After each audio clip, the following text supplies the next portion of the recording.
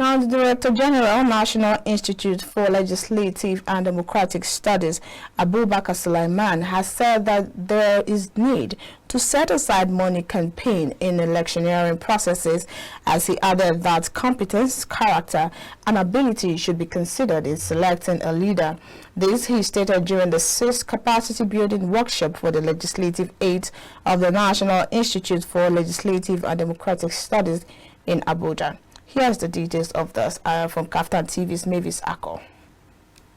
With the 9th Assembly coming to an end, the function of the legislative aides to the activities of the legislature to represent their various constituencies cannot be overemphasized.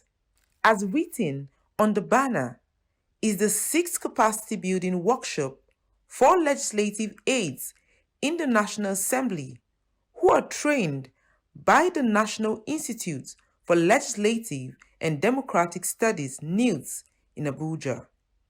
The Director General, National Institute for Legislative and Democratic Studies, says there is need for legislative aides to have the best practices across the globe.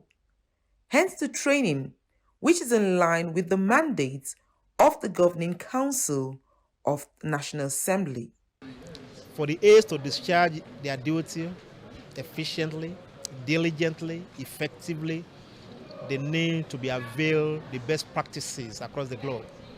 They need to be trained. Their skill need to be honed. For us to get it right in this country as a people, we must set aside the issue of primordialism.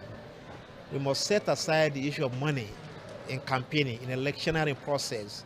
We must look at competence. We must look at character.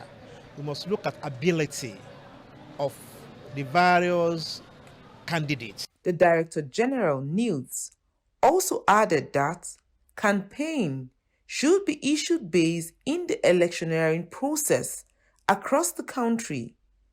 Hence, he charges electorates to do the right thing. And a lot of other malice that are facing this country, we need to get out of it. And we can only get out of it if electorate do the right thing. If electorate go for money, cash, infrastructure, and the cost of election, that's your problem. Some of the legislative aides who participated in the training speaks on the advantages of training and the need for continuous training. This capacity training by Nilds really helps the legislative aide in knowing more about how a bill is being processed, how a bill is being scrutinized, the processes of passing a bill, the process of passing a motion, the structure of a motion, the structure of a bill, all these things, the parliamentary committees, how they function, how they work.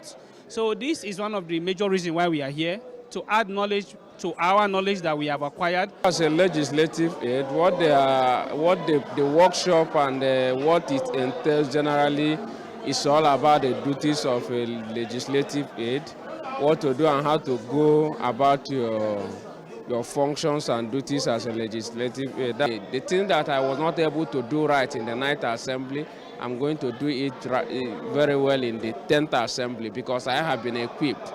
And I know that probably in the 10th Assembly, to more of this workshop will equally go. A lot of us want to track bills. We don't know how to go about it.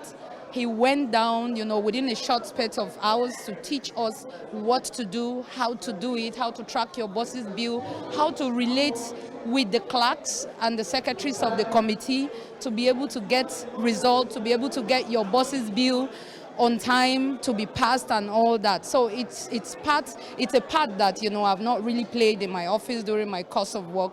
But with the knowledge I received here on Monday from him, going back 10th Assembly, because we are almost rounding up, I would have really expected this to have come, from the beginning of this 9th Assembly.